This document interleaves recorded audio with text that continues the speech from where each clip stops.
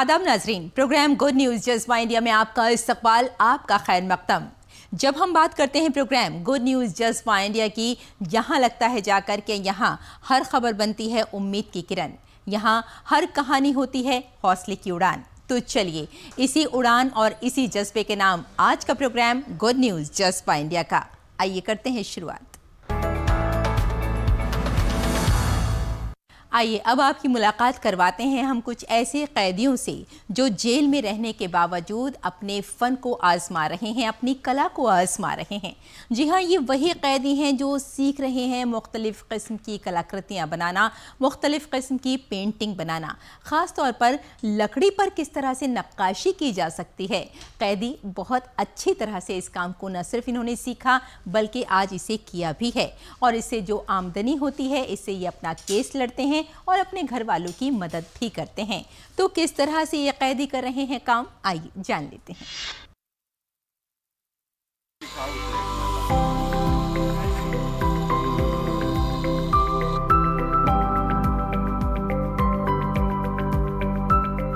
खूबसूरती से तराशे गए लकड़ी के गुलदान, कुर्सियां, अशोक स्तंभ और दीगर पुरकशिश अशिया ऐसे दिखाई देती हैं जैसे इन्हें किसी माहिर कारीगर ने तराश लिया हो। ताहम आपको ये जानकर हैरत हो सकती है कि ये रिवायती कारीगरों ने तैयार नहीं किया है। इन्हें कौशाम्बी जेल में हुनरमंद कैदियों ने बनाया था। इन हुनरमंद कारीगरों ने खुश्क बेकार लकड़ी को ऐसी शक्लों में तराश लिया है जो न सिर्फ दिल मोह लेते हैं बल्कि मुल्क के लिए एहतराम को भी मुतासिर करते हैं। कैदी अब जिंदगी में एक नई राह हमवार करने के लिए हुनर सीख रहे हैं। इनके तख्लीक करदा खूबसूरत अशिया बहुत ज्यादा मांग में हैं।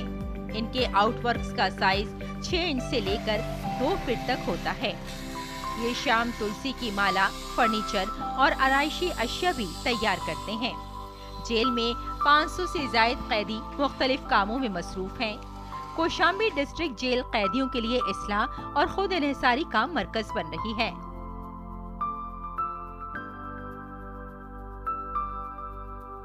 स्किल डेवलपमेंट मिशन के तहत मशीनें मिलने के बाद कैदियों की वुड क्राफ्ट में दिलचस्पी ज्यादा बढ़ गई है।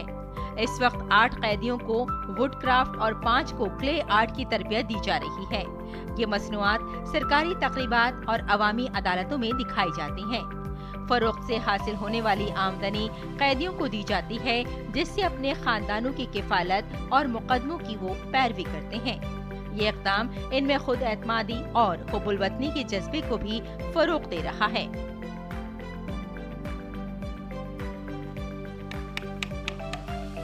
Bureau report, DD news.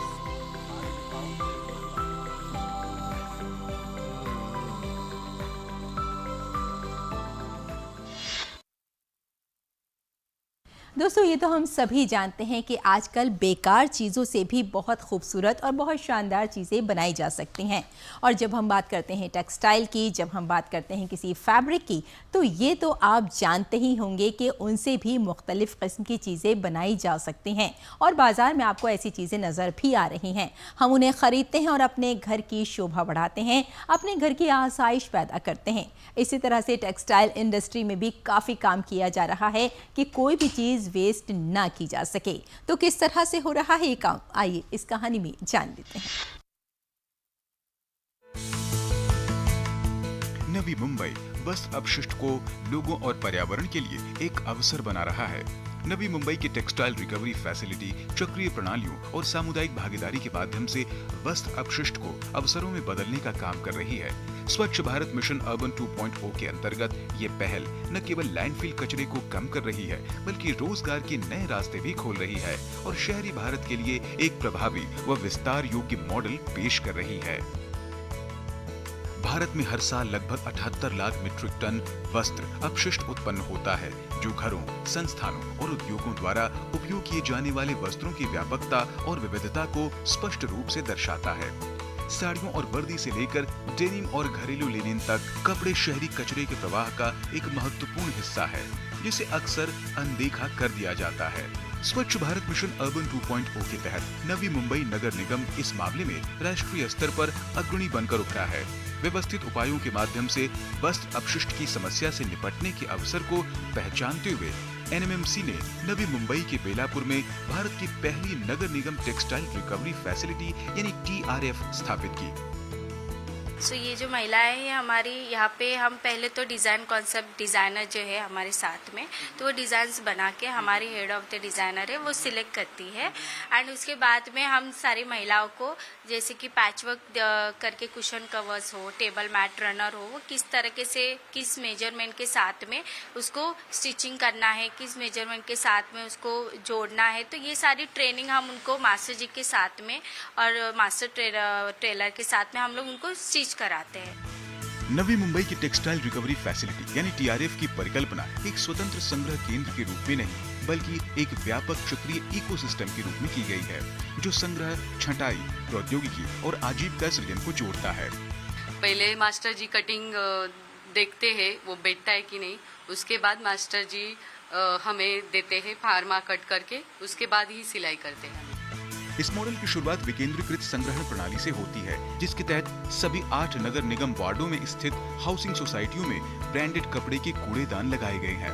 अब तक 140 कूड़ेदान स्थापित किए जा चुके हैं और 250 कूड़ेदान लगाने का लक्ष्य है, जिससे जमीनी स्तर पर सुलभता और नागरिक भागीदारी सुनिश्चित हो सके। उपयुक्त कपड़ों को स्वयं सहायता समूहों की कुशल महिलाओं द्वारा हस्त निर्मित बैग, चटाई, सहायक उपकरण, परिधान और घरेलू सजावट की वस्तुओं में परिवर्तित किया जाता है। इन पुनर्निर्मित उत्पादों को बाद में प्रदर्शनियों में प्रदर्शित और बेचा जाता है। इससे उन सामग्रियों को नया जीवन और अर्थ मिलता है जिन्हें कभी बेकार समझा जाता था। सो बेसिकली ये जो टेक्सटाइल रिकवरी फैसिलिटी है, इसको पूरा कंसीव किया था 2024 में और ऑपरेशनल में आया फ्रॉम मार्च 2025। और इसका जो बेसिक ऑब्जेक्टिव ऐसा है कि जो पोस्ट कंज्यूमर टेक्सटाइल है, जो पहने हुए कपड़े होते हैं, जो आज हम पूरा लैंडफिल में डालते हैं या फेंकते हैं, उसको हम रिकवर करते हैं। पूरा प्रोजेक्ट का ये मकसद है, करीबन अभी जो हमारे पास 50 से 60 महिलाएं काम कर रही है, who are working on this project, उनको लाइवलीहुड देते हैं। तो they are earning anywhere from से for example 10 to 12,000 rupees per month. तो उनकी लाइवलीहुड, उनकी फैमिली की लाइवलीहुड चलती है। So we are very happy. तो आगे इसका ये उद्देश्य है कि जो अभी हमने करीबन 40 मेट्रिक टन का जो कलेक्शन किया है, उसको हम स्केल अप करें और जितने प्रोडक्ट्स बनाए हैं, करीबन 450 प्रोडक्ट्स बनाए हैं, उसको हम आगे लेके जाए और करीबन 25 से 30 जो एग्जीबिशंस में हमने पार्टिसिपेट किया है, उसको और हम बढ़ाए आगे। इस पहल ने क्रांतिकारी बदलाव लाया है। इसने गृहिणियों को कुशल चक्रीय अर्थव्यवस्था के प्रणेता के रूप में उभरने में सक्षम बनाया है। यह संयंत्र एक समर्पित अपसाइक्लिंग केंद्र के रूप में कार्य करता है, जहां स्वयं सहायता समूह के सदस्य पुराने वस्त्रों से बैग, कपड़े, पाउच और घरेलू सजावट के उत्पाद बनाते हैं। वस्त्र पुनर्चक्रण एक सुनियोजित आजीविका का साधन बनकर उभरा है, जो हरित रोजगार सृजित करता है, स्थानीय उद्यम को मजबूत करता है और शहरी स्थिरता के ढांचे के भीतर श्रम की गरिमा को सुदृढ़ करता है। अपने को डिजाइन हमको मिलता है। डिजाइन होने के बाद फिर ये स्टिचिंग होती है, हाथ सिलाई होने के बाद फिर मेरे पास आता है। फिर उस चीज़ को मैं जो है ना फर्मे पे सेट करता हूँ। फर्मे पे बैठता है, उसके हिसाब से फिर उसका जो भी है उसका स्टिचिंग के हिसाब से कटिंग करके फिर मैं कारीगर को देता हूँ, ये महिलाओं को। ये महिलाएं उनको बनाती हैं। यह पहल संसाधन पुनर्प्राप्ति में नए और रचनात्मक समाधानों को दर्शाती है। नवी मुंबई स्थित भारत का यह पहला टेक्सटाइल रिकवरी फैसिलिटी सिर्फ एक अलग थलग पड़ा कलेक्शन सेंटर नहीं है, बल्कि एक प्रॉपर इकोसिस्टम है जो कि काफी कॉम्प्रिहेंसिव है और जिसके अंतर्गत छटाई, तकनीक, कलेक्शन, संग्रहण और रोजगार निर्माण का काम भी शामिल है। अपने सहयोगी आनंद श्रीवास्तव के साथ मुकेश कुमार शीतल, दूरदर्शन समाचार, मुंबई। और चलिए अब आपकी मुलाकात करवाते हैं लक्ष्मी से। लक्ष्मी एक ऐसी शख्सियत है जो न जाने कितनी मुश्किलात के बावजूद भी अपने आप को मनवाने की पूरी कोशिश कर रही है। ख़ास तौर से जब हम ये देखते हैं कि बच्चे किस तरह से आगे बढ़ सकते हैं, किस तरह से अपने आप को मनवा सकते हैं, और ख़ास तौर से अगर हम बात करें यहाँ महिलाओं की, बात करें हम ख़वातीन की, बात करें हम यहाँ उन लड़कियों की जो ज़िंदगी में आगे बढ़ना चाहती हैं, कुछ करना चाहती हैं, न सिर्फ अपनी ज़िंदगी बदलना चाहती हैं बल्कि समाज को एक नई राह दिखाना चाहती हैं। तो लक्ष्मी किस तरह से कर रही हैं काम, आइए आपको दिखाते हैं।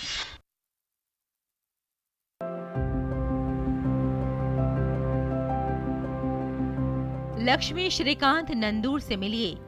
दूसरे पीयूसी आर्ट्स स्ट्रीम में 600 में से 594 नंबर, रियासत में तीसरा रैंक और जिला विजयपुर में दूसरा मुकाम।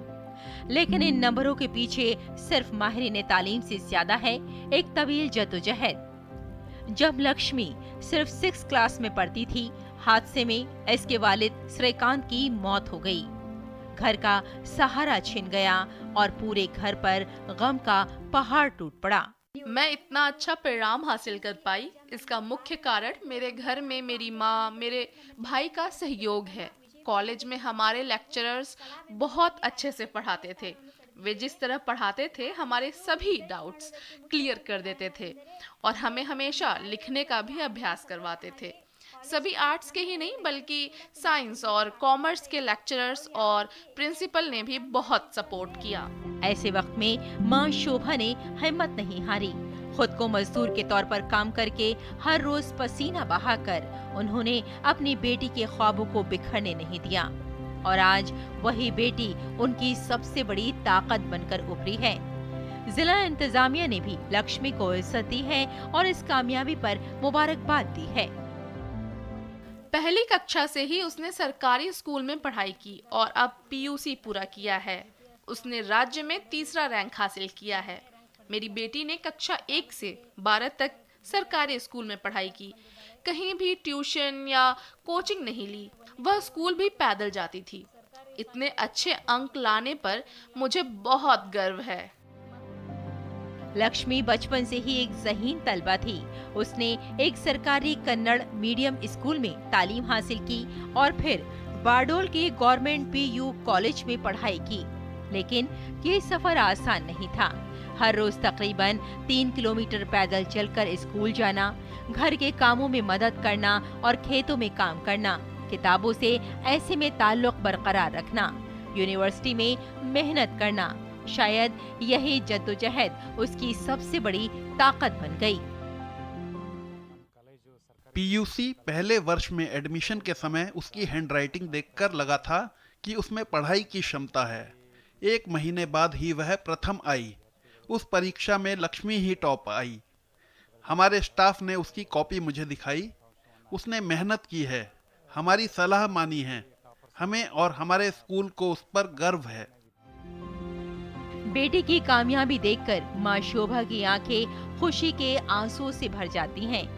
वो आंसू जिनके अंदर बरसों की मेहनत, दर्द और उम्मीद छिपे हुए हैं। लक्ष्मी की कहानी सिर्फ एक कामयाबी की कहानी नहीं है। ये जद्दोजहद, हिम्मत और उम्मीद की एक मिसाल है। जहां हालात कमजोर नजर आते हैं, वहां हिम्मत गालिब आती है। और ये बेटी आज हर उस बच्चे के लिए एक तहरीक बन गई है जो मुश्किलात से नहीं घबराता बल्कि उन पर काबू पाकर आगे बढ़ता है। Bureau report, DD news.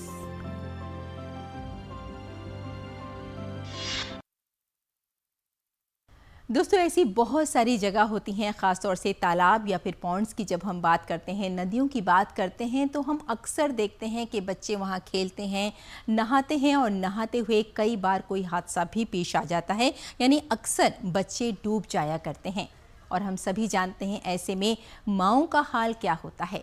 इसी सिचुएशन को देखते हुए एक ऐसा शायर है, एक ऐसा कवि है जिसने बहुत ही खूबसूरत कविता लिखी है। उसने उस दरिया को एक माँ की शक्ल दी है और लिखा है मेरे बच्चे, यानी किस तरह से माँ का हाल होता है उस वक्त जब बच्चों के साथ कोई हादसा हो जाता है, या फिर उस हादसे से बचने के लिए क्या कुछ किया जा सकता है। और इनकी ये नज़्म बहुत मशहूर भी हो रही है। तो किस तरह से इन्होंने लिखी ये नज़्म, आइए जान लेते हैं।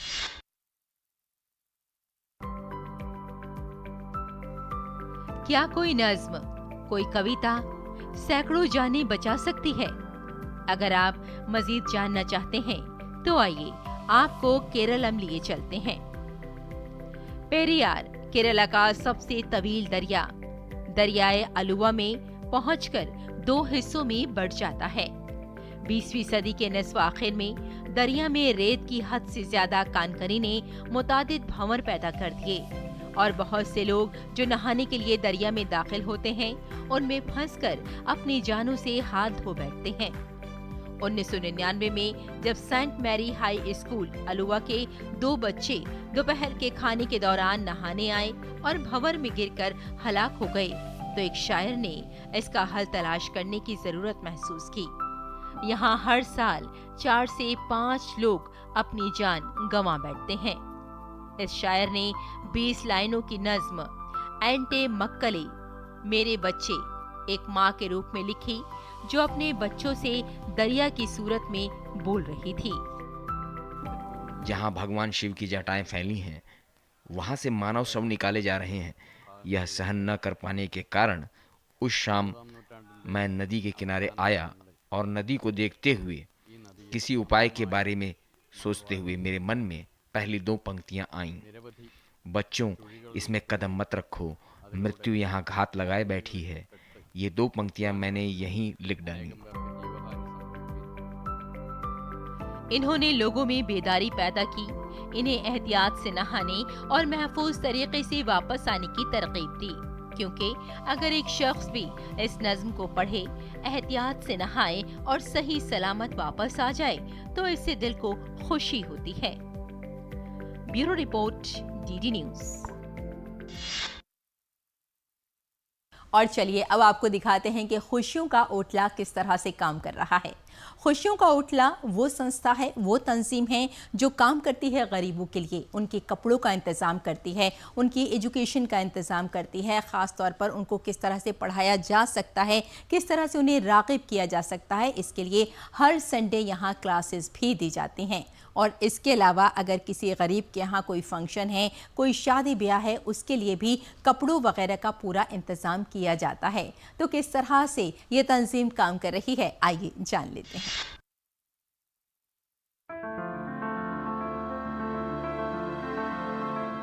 खुशियों का ओटला पिछले कई सालों से सैकड़ों जरूरतमंदों के चेहरों पर मुस्कुराहटें ला रहा है।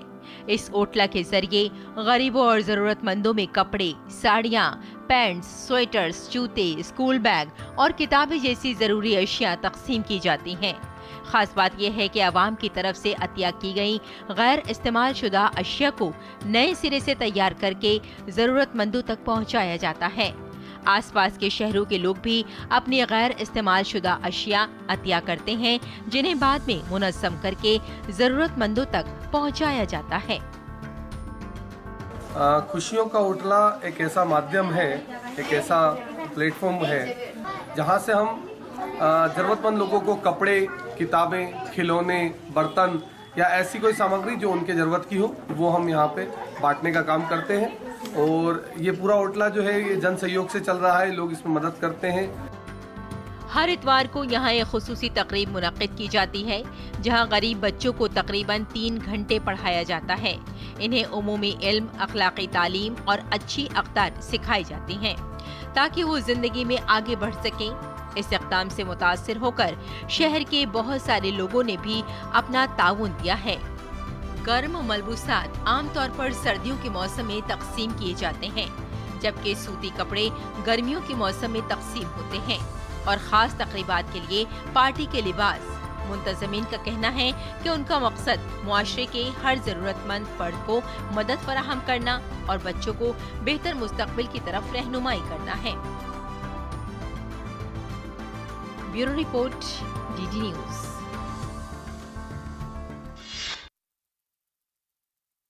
दोस्तों, ये तो हम सभी जानते हैं कि आजकल के बच्चे कुछ हटकर काम करना चाहते हैं, कुछ नया कर रहे हैं। जिंदगी में आगे बढ़ने का उनका एक अलग ही जज्बा हुआ करता है।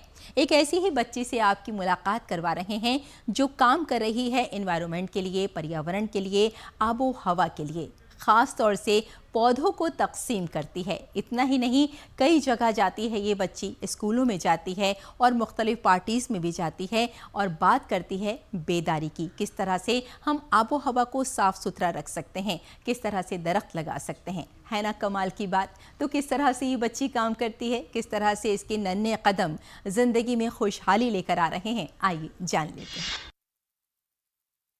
कितने तैयार किए इन्होंने? 25,000 पौधे। आयु देखो आप, छोटी सी बच्ची है, 25,000 पौधों को तैयार किया।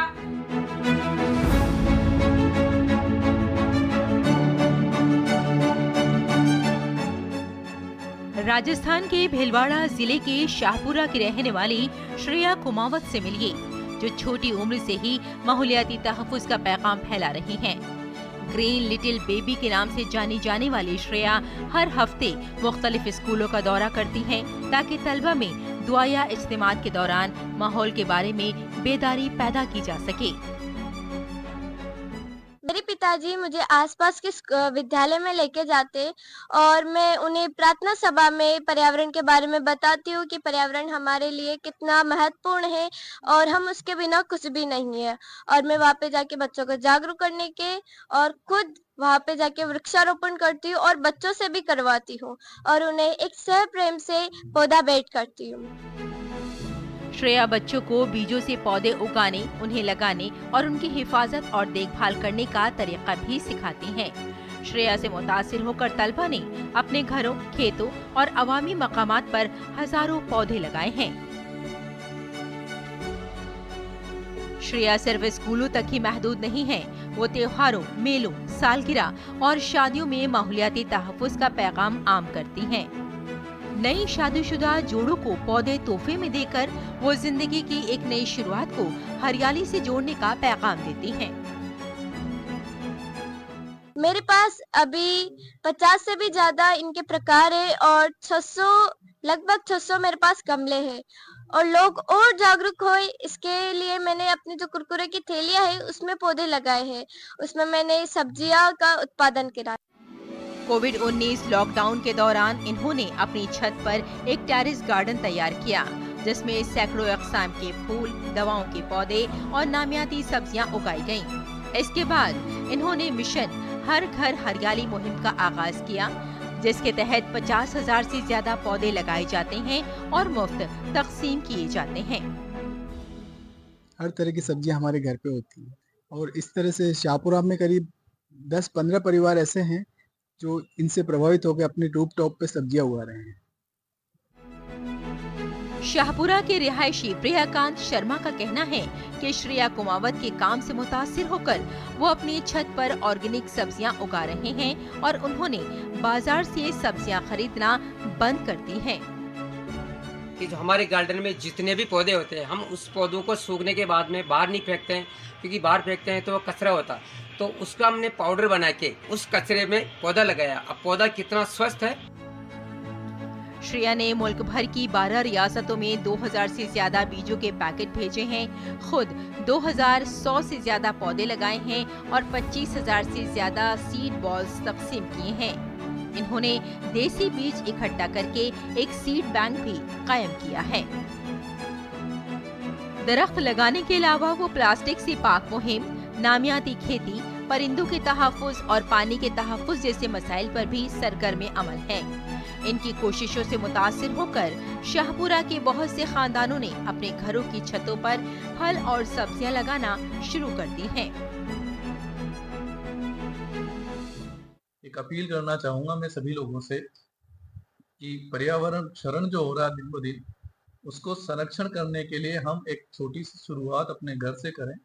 पॉलीथीन जो कि रीयूजेबल नहीं है उनका प्रयोग नहीं करें और उनको रिसाइकिल या वेस्ट मटेरियल के तौर पे सब्जी इत्यादि उगाने में उस बेटी से प्रेरणा लेते हुए ये काम करेंगे तो निश्चित रूप से हम पर्यावरण संरक्षण में एक अपना अहम योगदान कर पाएंगे। माहौलियाती तहफ़्फ़ुज़ में इस काबिल सताइश काम के लिए श्रेया को जिला इंतजामिया समेत कई तंजीमों ने एजाज से नवाजा है। Bureau report, DD news. तो देखा आपने हमारे आसपास किस कदर खूबसूरत और बेहतरीन लोग हुआ करते हैं। ये वो सभी शख्सियात हैं जो कहने को तो आम लोग हैं, लेकिन इनके काम बेहद ख़ास हुआ करते हैं। इनके वो काम हैं कि समाज को किस तरह से बदला जा सकता है। इन सभी के काम समाज में बेदारी लेकर आते हैं। इन सभी के वो काम हैं कि किस तरह से लोगों के चेहरों पर खुशी दी जा सकती है। और हमें लगता है कि यही है गुड न्यूज़। अगर आपके पास भी कोई गुड न्यूज़ है और आप भी चाहते हैं कि समाज को एक नई दिशा दी जा सके, तो इसके बारे में आपको ज़रूर सोचना चाहिए। फिलहाल मुझे यही इजाज़त दीजिए, लेकिन जाने से पहले हमेशा की तरह आपसे हम इतना ज़रूर कहेंगे कि अपने चेहरे पर एक मुस्कुराहट रखिए, क्योंकि जब आप मुस्कुराते हैं तो दूसरों को मुस्कुराने का सबब दे जाते हैं। Bye bye and take care.